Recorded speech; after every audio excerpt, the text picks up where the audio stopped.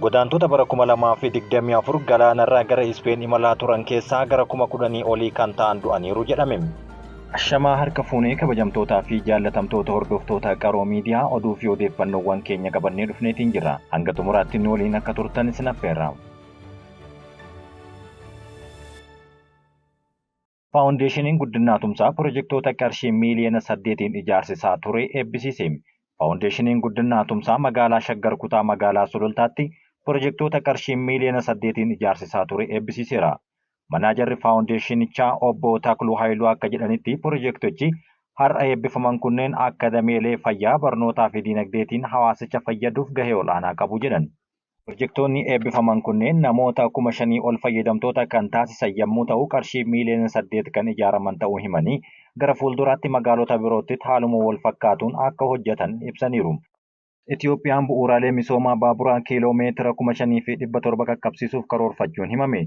Hojii raawwachiisaan ittaanaan koorporeeshinii daandii baaburaa Itiyoophiyaa Injiinar Geetuu Gizaaw akka jedhanitti Itiyoophiyaan pirojektoota xumuraa jiran dabalatee bu'uuraalee misoomaa daandii baaburaa kiiloomeetira 1,265 qabdi jechuun dubbateera. Bara 2020tti walgahiinsa daandii baaburaa kiiloomeetira 8,600 akka gahu qaqqabsiisuuf karoorfachuu isaanii waggoota 10 dhufanitti bu'uuraalee daandii baaburaa kiiloomeetira 5,700 qaqqabsiisuufis hojjetamaa jiraachuun himaniiru. Damee loojistiksii Itiyoophiyaan gaheen geejjiba baaburaa 15 qofa ta'uu Injiinar Geetuun himanii bu'uura misoomaa damichaa guddisuuf humna fooyyessuun gara 40tti guddisuuf karoorfamee hojjetamaa jiraachuu dubbatameera. Gumiin Balaal Marsaan 40ffaan geggeeffamaa jira. Gumiin Balaal Marsaan 40ffaan mata duree wal waraansaarraa gara nageenya waaraatti jedhuun geggeeffamaa jira. Maraamartoo waraana keessaa bahuuf yeroo ammaa hojiilee mootummaan naannoo Oromiyaa hojjechaa jiru abdii kan qabu jechuun himaniiru. Hoogganaan biiroo koominikeeshinii Oromiyaa obbo Haayiluu Addunyaan garaagarummaan yaadaa jiru hiikuun sagaleen qawwee Oromiyaa keessatti akka hin dhagahamne taasisuuf mootummaan kutannoo olaanaa agarsiisee jira jechuun dubbataniiru. Nagaa waaraan mirkaneessuuf ilaameedhaan irratti bu'uureffachuun murteessaa ta'us dubbataniiru. Nageenya mirkaneessuun Oromiyaa dabalatee bu'uuraalee nageenyaa akka biyyattiitti mirkaneessuun guddina biyyaa kan itti fufsiisudha jechuun himan. Waltajjii gumii Balaal irratti qorannoon adda addaa dhiyaachuun bal'inaan irratti mari'atamuun himameera. Lakkooftuuwwan ismaartiin 100,000 fi 25,000 sadarkaa biyyaalessaatti akka buusuuf ni hojjetama jedhan. Maamiltoonni bakkuma jiran taa'anii salphatti humna elektiriikii guutaniif akka hojiin isaanii hojjetu lakkooftuuwwan ismaartiin bakka buusuu hojjetamaa jiraachuu tajaajilli elektiriikii Itiyoophiyaa beeksise. Pirojektichi marsaa lamaan kan hojii irra oolu yommuu ta'u tajaajilli marsaa jalqabaan lakkooftuuwwan duraanii 25,000 Finfinneetti jijjiiruuf karoorfameen hanga ammaatti lakkooftuuwwan ismaartii 1,600 ol jijjiiramuun himameera. Baatiiwwan sadan dhufan lakkooftuuwwan 10,000 jijjiiruuf hojjetamaa akka jiru eeruun waliigalaan lakkooftuuwwan 500,000 kan jijjiiraman ta'uun ibsameera. Yeroo ammaa bittaan lakkooftuuwwanii raawwachuun biyya keessaa akka galan taasifamuun himame. Pirojektichaan marsaan lammaffaan sadarkaa biyyaalessaatti lakkooftuuwwan duraanii 100,000 fi 25,000 haaraan bakka buusuuf kan hojjetu ta'uun beeksiseera. Dippiloomaasiin hojii maqaa gaarii biyyaa beeksisuufi jedhan Dr. Geediyoon Ximaatiyos. Ministeerri dhimma alaa Dr. Geediyoon Ximaatiyos tola ooltota yaa'ii dureewwan gamtaa Afrikaa 38ffaa taa'amuuf jiru keessummeessuu isaaniif leenjii hubannoo cimsuu kenneera. Akeekni isaas leenjistoota duraanii qopheessuun galii Itiyoophiyaan turizimii fi hirmaattota konferensichaa irraa argachuu qabdutti hojjechuuf yaadamee akka ta'e himaniiru. Leenjichaan Inistituutii dhimma alaa fi ministeera dhimma alaattuu waliin ta'uun qopheesse. Ministeerri dhimma alaa Dr. Geediyoon Ximaatiyos dippiloomaasiin kaka'umsa dandeettii fi kennaa aadaa barbaada waan ta'eef tola ooltonni hubannoo argataniin maqaa gaarii biyyaa beeksisuu akka qaban dhaamaniiru. Humni hidha guddicha haaromsa Itiyoophiyaa sirnaan raabsamaa jiraachuun himame. Humni elektirikaa Itiyoophiyaatti buufata raabsaa hoolotaan abbaan kiiloo vooltii 500 humna madda anniisaa hidha guddicha haaromsaa Itiyoophiyaa sirnaan raabsaa jiraachuu ibsameera.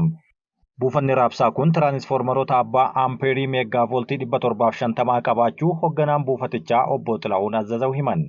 Buufatichi yeroo ammaa tarbaayinoota hidha haaromsa guddicha 4 humna maddisiisaa jiran meegaa walitti qabuu fi meegaawaattii 1,500 buufata raabsaa dhedheessaa fudhachuun buufataalee garaagaraatti dabarsuun giriidii waliin wal qunnamsiisaa jiraachuu himaniiru. Buufatichi sararoota abbaa kiiloo vooltii 504 dhedheessaa irraa humna fudhachuun sarara abbaa kiiloo vooltii 400 buufata raabsaa sulultaa sabbataa fi galaaniif dhiyeessaa jiraachuun himaniiru. Hidhaan guddichi haaromsaa Itoophiyaa wayita guutumaa guututti xumurametti humna meegaawaatti 5,150 maddisiisuu dandeettii qabaachuu ragaan humna elektirikii Itoophiyaa irraa argame ni mul'isa. Dhaabbanni miti mootummaa mana maree abukaatoo mirga namoomaa jedhamu xalayaa abbaan taayitaa dhaabbilee hawaasaa siivilii guyyaa kaleessaa barreesseen ugguramuun ibsame. Abbaan taayitichaa tarkaanfii kana kan fudhate himannaa manni marichaa kaayyoo ijaarameefiin hojjeteera jedhuun ugguruu beeksiseera.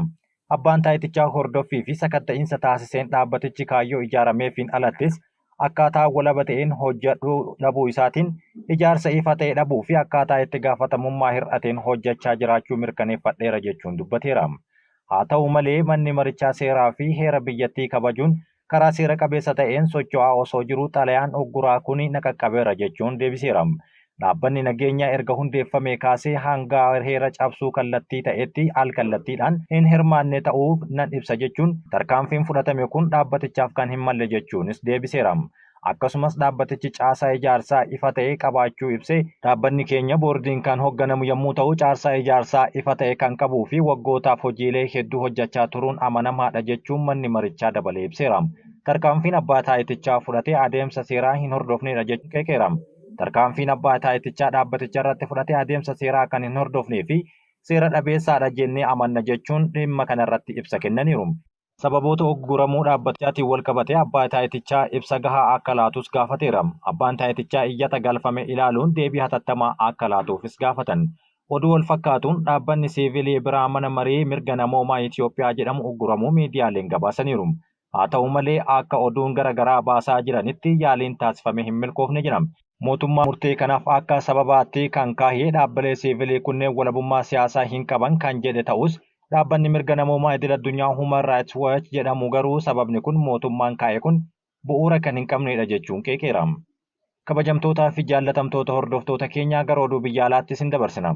Godaantota bara 2024 galaanarraan gara Ispeen imalaa turan keessaa gara 10,000 olii du'uu himame. Bara 2024 kanatti godaantonni galaanarraa gara Ispeen imaluu yeroo yaalan 10,000 ol du'aniiru jechuun dhaabbanni miti mootummaa gabaaseera. Bara 2024 kana keessa godaantonni galaanarraan Ispeen ce'uuf imalaa turan yoo xiqqaate kanneen baay'inni isaanii 10,457 ta'an du'uu isaanii yookaan galaana keessatti dhidhimuun dhabamuu isaanii dhaabbatichi himeera.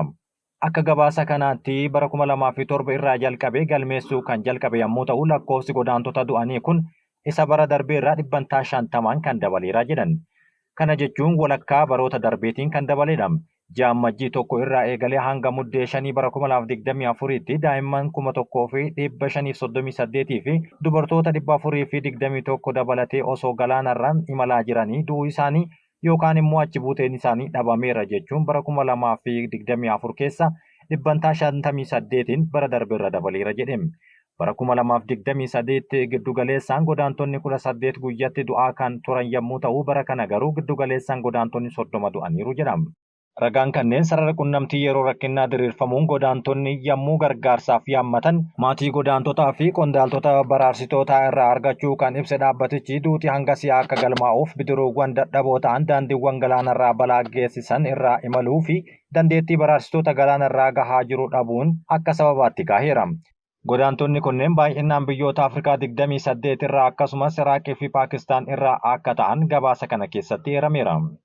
Ajajaan Al-Shabaab haleellaa dirooniin Somaaliyaatti ajjeefame. Ajajaan Al-Shabaab garee Al-Shabaab Muhammad Miree haleellaan dirooniin Somaaliyaa naannoo Shabalee gadi aanaa keessatti iddoo Kuunii Baaroo jedhamutti dhiyoo kana ajjeefamuu garichi beeksiseera.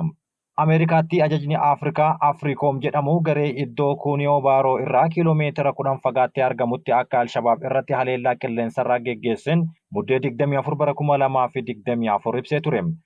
Afriikoom haleellaa kanaan eenyu akka du'e hin ifoomsine haa ta'u malee duula Al-Shabaab irratti geggeessaa tureen cimee itti fufuu eereera. Ministeerri odeeffannoo Somaaliyaa gama isaatiin haleellaan kun qaamolee idil addunyaa waliin tumsuun sirriitti karoorfamee raawwachuu himeera. Ameerikaan Miree finxaaleyyii barbaadaman keessatti ramaduun bara 2022 kaasee barbaadaa turuun ni yaadatama. Mireen osoo Jiliib irraa gara Kuunii Baaroo imalaa jiru haleellaan kun irratti ramadame jedhame. Ministeerri Haajaa Alaa Israa'el haleellaa biyya isaanii Yaman keessatti iddoowwan Huutiiwwan qabatan irratti raawwattee erga garee finciltootaa kunneen onkololeessa 7 irraa kaasuun boqonnaa malee Israa'el irratti haleellaa raawwataniif jedhameera. Ministeerichi Geediyoon Ishaar barreeffama miidiyaa hawaasaa isaanii irratti maxxansaniin dubbii barbaacha waraanni shororkeessummaa fageenya kiiloomeetira 2000 irraa socho'u irraa dhufuu kamuu hin obsinu jechuun dubbatan. Haleellaan Haawutii daandii doonii idil addunyaa irratti raawwatame tasgabbii addunyaa kan jeequ yoo ta'u, Israa'el ammoo nageenya ishee eegsisuuf tarkaanfiiwwan waraanaa fi dippiloomaasii barbaachisoo ta'an akka fudhattu dubbataniiru. Haleellaan onkololeessa 7 Hamaas bara 2023 Israa'el irratti raawwachuun namoota 1,200 ajjeese kan 250 ta'an ammoo booji'uun waraanni cimaan Israa'elii fi Gaazaatti akka geggeeffamuuf kakaase yommuu ta'u, kanaanis lammiilee Filisxeem 10,000 lakkaa'aman ajjeeseera. Hidhattoonni Haawutii kunneenis lola Hamaas irratti Israa'el irratti geggeessaa jirtu kanan deeggaruudhaan gara Hamaas goreera. Ministeerri muummee Israa'el Beniyaamin Netanyaahuu erga humnootiin isaanii iddoowwan Haawutiin qubatan Yaman keessatti haleellaa raawwatanii booda haasaa taasisaniin mootummaan isaanii duula Haawutii kana irratti raawwatu reefuu eegale jechuun dubbataniiru. Ministeerri muummee akka chaanaalii oduu 14tti himanitti haleellaan isaan raawwatan kun kan reefuu jalqabe jedhan. Haleellaa qilleensarraa Israa'el keessaa buufata xiyyaaraa bu'uuraalee misoomaa fi buufata galaanaa Yaman irratti raawwatameen namoonni 3 ajjeefamuu 11 kan ta'an ammoo miidhamuun himameera. Yukureen loltoota Kooriyaa Kaabaa miidhaman qabachuu Se'ool beekte. Humnooti Yukureen loltoota Kooriyaa Kaabaa miidhaman irra gahee kanneen qabachuu ejensiin basaasa Kooriyaa Kibbaa jimaataarraa mirkaneesseera. Loltuun kun erga muddeedhaa as erga Pyongyang humnoota ishee waraana Raashiyaa Yukureen keessatti geggeessitu deeggaruuf bobbaasteen booda kanneen booji'aman waraana Kooriyaa Kaabaa isa jalqabaa ta'uun himaniiru. Mirkanni kunis erga suuraa loltuun madaa'ee agarsiisaa tokko booda kan teelegiraamii irratti mul'atedha. Akka Kiivii fi Se'ool jedhanitti Kooriyaan Kaabaa Raashiyaa gargaaruuf loltoota 10,000 ol ergiteerti jedhan. Haa ta'u malee Mooskoo fi Pyongyang dhimma kanarratti hin amanne. Pirezidaantiin Yukureen Volodimiir Zelenskiin loltoonni Kooriyaa Kaabaa 3,000 ol ta'an keessatti osoo lolaa jiranii du'uu yookaan madaa'uu isaanii guyyaa wiixataa darbee dubbatanii turan. Itti dabaluunis tumsi Mooskoo fi Pyongyang gidduu jiru naannoo lafa bishaanii marfame Kooriyaa balaa tasgabbii dhabuu akka cimsu dubbataniiru. Gaazexeessitoonni Gaazaa 5 haleellaa Israa'el garee hidhattootaa irratti raawwatteen du'an. Raayyaan ittisaa Israa'el hojjettoota Islaamistootaa gaazexeessitoota of jedhanii of fakkeessuudhaan irratti xiyyeeffachuu isaa ibsuun namoonni karaa nagahaan deeman akka hin miidhamneef tarkaanfii fudhanneerra jechuun dubbataniiru. Koreen gaazexeessitootaa eeguu kun gabaasawwan kanaan gaddatti dhagahame ibseera. Gaazexeessitoonni lammiilee nagahaa waan ta'aniif yeroo hundaa eegumsa argachuu akka qabus dhaamaniiru. Miidiyaaleen idil addunyaa Gaazaa keessa seenuun bilisaan akka hin hojjanne sababii Israa'eliif dhoorkamneerra jedhan BBC'n himannaa gama lamaanii dhiyaate irratti mirkaneessuu danda'eera. Qiddus Tudee kan jedhamu garee hidhattoota jihaad Islaamistootaa Filisxeem kana onkololeessa 7 bara 2023 haleellaa Hamaasiin durfamu Israa'el irratti raawwatteen hirmaatee waliin hidhata qaba jechuun dubbateera. Haleellaa tasaa kunis waraana Gaazaatti kaaseen chaanaaliin TV kunis garee kanarraa mallaqa akka argatu ibsameera. Waraanni Israa'el namoonni 5 ajjeefaman maqaan isaanii kan ibsame ta'us dubbateera. Kabajamtootaa fi jaallatamtoota hordoftoota keenyaa oduu namaaf qabanne kanan gammaatti dhageeffattanidha waan nu dhageeffattaniif galatooma.